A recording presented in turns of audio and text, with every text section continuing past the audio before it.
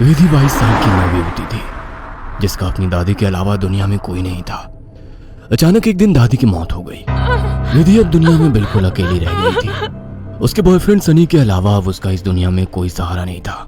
एक दिन विधि दादी की अलमारी खोलती है, जिसमें उसे एक पुरानी बैंक की पासबुक और लॉकर की चाबी मिलती है। विधि बहुत हैरान हो जाती है। वो जानती थी दादी कितनी मुश्किलों से घर चला रही थी। फिर ऐसे में उनके पास से मिली ये लॉकर की चाबी देखकर विधि के मन में सवालों की झड़ी लग गई थी। ऐसा क्या है उस लॉकर में जिसके बारे में दादी ने उसे आज तक नहीं बताया? सवाल बहुत सारे थे जिनका जवाब ढूंढना था। दादी की डेथ सर्टिफिकेट लेकर जब वो बैंक पहुंची तो उसे दादी की लॉकर का एक्सेस मिल गया। उत्सुकतावश उसने लॉकर खोला तो उसमें सिर्फ उसे कुछ कागज दिखाई दिए। विधि कागज लेकर घर लौट आई। उन कागजों के मुताबिक मंथनपुर में एक बड़ी हवेली दादी के नाम थी। इतनी बड़ी हवेली है दादी के पास और हम सालों से इस 2 कमरे के किराए के मकान में जी रहे हैं। ऐसा क्यों किया दादी ने? खैर जो भी बात हो, अब तो ये हवेली मेरी है। मैं कल ही मंथनपुर के लिए निकलती हूँ। अगले ही दिन वो मंथनपुर के लिए निकल गई थी। बड़ी अजीबोगरीब सी जगह थी ये। मेन रोड से हवेली की तरफ जाने वाली सड़क बिल्कुल सुनसान थी। गाड़ी तो क्या, पैदल चलता हुआ भी कोई इंसान नहीं दिख रहा था। सड़क पर गहरा सन्नाटा पसरा हुआ था। सड़क के दोनों तरफ घने ऊंचे पेड़ लगे थे। इतने पेड़ पौधे होने पर भी वहां किसी भी पक्षी का कलरव नहीं था, कोई जानवर नहीं। धीरे धीरे अंधेरा हो रहा था। सड़क किनारे लगे घने पेड़ अब जंगल की तरह दिखाई पड़ रहे थे। सड़क पर फैली खामोशी अब विधि को डरा रही थी। कुछ ही देर में वो पैदल चलते हुए हवेली तक पहुंच गई थी। हवेली काफी पुरानी दिखाई पड़ रही थी। ऐसा लगता था कि सालों से वहां किसी ने पैर ही नहीं रखा। हवेली के 500 मीटर के दायरे में गिने चुने ही मकान थे और जो थे वो भी खाली पड़े हुए थे। विधि के मन में कुछ अजीब सी उथल पुथल मची हुई थी। मेन गेट खोलकर वो हवेली के अंदर पहुंच गई। अंदर का नजारा देखकर वो दंग रह गई थी। पूरी हवेली जगमगा रही थी। अंदर महंगे फर्नीचर और सजावटी सामान देखकर विधि का मुंह खुला का खुला रह गया था। अरे वाह, ये हवेली तो बहुत वेल मेंटेन्ड है। लगता है यहाँ जरूर कोई रहता है। हेलो, कोई है? कोई है यहाँ? विधि पूरी हवेली में घूमकर वहां रहने वाले व्यक्ति को ढूंढ रही थी। ढूंढते ढूंढते वो हवेली के अंदर आकर देखने लगती है।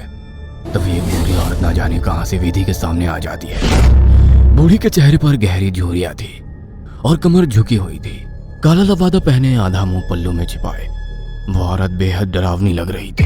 आउच! डरा दिया आपने। क्यों आई हो यहाँ? लौट जाओ। मैं कहीं नहीं जाने वाली, ये मेरी हवेली है। बाय द वे, आप कौन? यहाँ कोई नहीं रह सकता, शैतान रहता है यहाँ। लौट जाओ। शैतान? Very funny. अच्छा, तो हवेली हड़पने के लिए ये स्टोरी बनाई है आपने?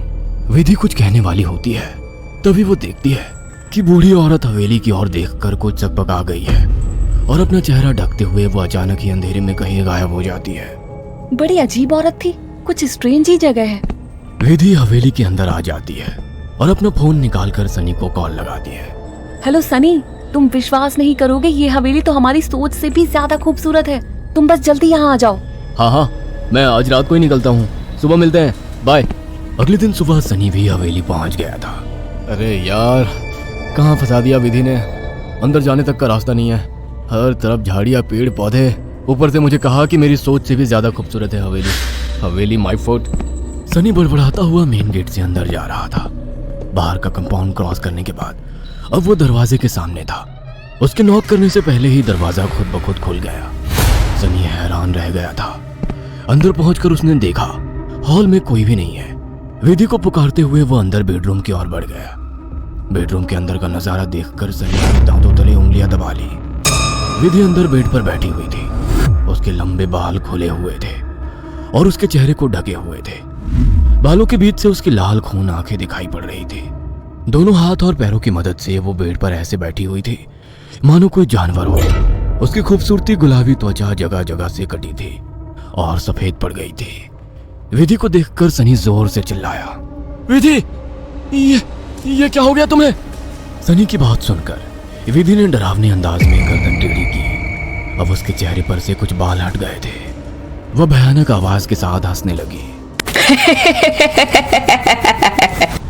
उसके मुंह से किसी जानवर की तरह लार गिर रही थी। अचानक ही वह पूरी ताकत से चिल्लाई।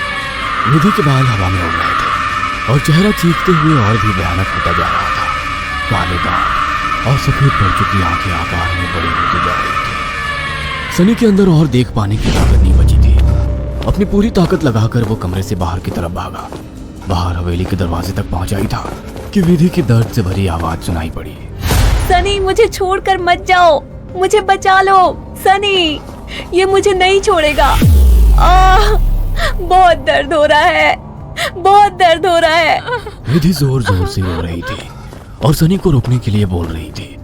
विधि की ऐसी दर्द भरी आवाज सुनकर सनी तड़प उठा और दौड़कर उसके कमरे की तरफ वापस आ गया। ये सब क्या हो गया विधि? ये सब क्या हो गया? मैं क्या करूं, बोलो। बहुत भूख लगी है, तेरा खून पीना है। इतना कहकर विधि अजीब तरीके से मुस्कुराने लगती है और अपने हाथों और पैरों की मदद से जमीन पर रेंगते हुए सनी की ओर बढ़ती है। सनी बिजली सी तेजी दिखाकर कमरे से बाहर निकल आता है और कमरे का दरवाजा बाहर से बंद कर देता है। सनी की कुछ समझ नहीं आ रहा था। वह विधि की मदद करना चाहता था। उसे ऐसी हालत में छोड़ना उसे मौत के मुंह में धकेलने जैसा था। वह बाहर जाकर मदद मांगने का निर्णय लेता है और तुरंत बाहर निकल आता है। हवेली के अंदर दूर दूर तक केवल सन्नाटा छाया हुआ था। अंदर से रह रहकर विधि की दर्द भरी चीखें सुनाई दे रही थी। मदद की उम्मीद में सनी दौड़ते हुए आगे भागे जा रहा था। तभी उसकी नजर एक चर्च पर पड़ी। चर्च काफी जर्जर हालत में था। सनी इधर उधर देखता हुआ अंदर पहुंच गया। दोनों हाथ आपस में बांधकर वो फूट फूट कर रो रहा था। Please God help me, please. कहाँ जाऊं मैं? किससे मदद मांगू? प्लीज। कोई प्रॉब्लम है क्या? मुझे बता सकते हो? फादर की बात सुनकर सनी सारी बातें फादर को बता देता है। परेशान मत हो डियर, मैं तुम्हें हॉली वाटर दे रहा हूँ, जाकर अपनी गर्लफ्रेंड के ऊपर छिड़क देना। God bless. Sunny holy water लेकर हवेली लौट आया था। उसने विधि के रूम का दरवाजा खोला तो वो दीवारों पर चल रही थी। उसके मुंह से खून बह रहा था और वो जोर जोर से हंस रही थी। दरवाजा खुला देख उसने टेढ़ी सी नजर से सनी को देखा और दीवार से नीचे कूदकर उसकी ओर बढ़ने लगी। सही समय पर सनी ने हॉली के ऊपर छिड़क दिया। एक जोरदार चीख के साथ दूर जा गिरी और एक काला सा साया कमरे से बाहर की तरफ जाता हुआ दिखाई दिया। विधि, वो चला गया। तुम ठीक हो? हाँ, वो चला गया, लेकिन अब वो अकेला नहीं आएगा। वो बुढ़िया सही कहती थी, ये घर नहीं शैतान का बसेरा है। यहाँ एक नहीं 5 शैतानी ताकत है। जल्दी चलो विधि, हम यहाँ से दूर निकल जाएंगे। सनी विधि को सहारा देकर ले जाने लगता है। तभी विधि की आंखें पलट जाती है और वो सनी को दूर धकेल देती है। सनी जाकर दीवार में टकरा जाता है। तभी फादर वहां आ जाते हैं। मैं जानता था यहाँ एक नहीं बल्कि कई शैतान है जो तुम्हें नुकसान पहुंचाने की कोशिश जरूर करेंगे। तुम्हारी दोस्त पोजेस्ड है, यह आसानी से उसका शरीर नहीं छोड़ेंगे। मुझे ही कुछ करना होगा। फादर हॉली वाटर को विधि पर छिड़कते हैं जिससे कुछ पल के लिए शैतान कमजोर हो जाता है।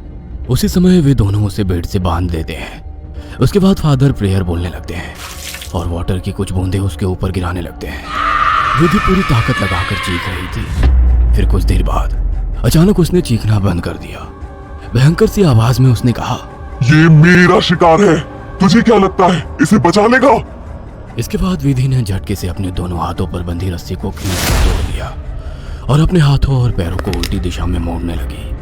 कट कट की आवाज के साथ उसकी हड्डियों के टूटने की आवाज आ रही थी। विधि के दिल को चीरती चीखों को सुनकर सनी की आंखों से भी आंसू बह रहे थे। फादर ने वाटर छिड़कते हुए विधि के चारों ओर एक गोला बना दिया। अब वो उस गोले से बाहर नहीं आ पा रही थी। फादर लगातार प्रेयर कर रहे थे। अचानक कड़ाक की आवाज आई और विधि की गर्दन पीछे की तरफ घूम गई। विधि का शरीर निठाल होकर जमीन पर गिर गया। सनी पागलों की तरह विधि विधि चिल्ला रहा था। फादर के लिए इस समय सनी की जान बचाना जरूरी था, इसलिए वे उसे घसीटते हुए हवेली से बाहर ले आए और दरवाजे पर वाटर छिड़क कर वहां से बाहर आ गए। सनी अभी भी जमीन पर सिर टिकाकर फूट फूट कर रो रहा था और फादर की आंखों में विधि को ना बचा पाने की तकलीफ साफ दिखाई दे रही थी। अगर आपको हमारी ये कहानी पसंद आई हो तो इसे लाइक और शेयर करना ना भूलें।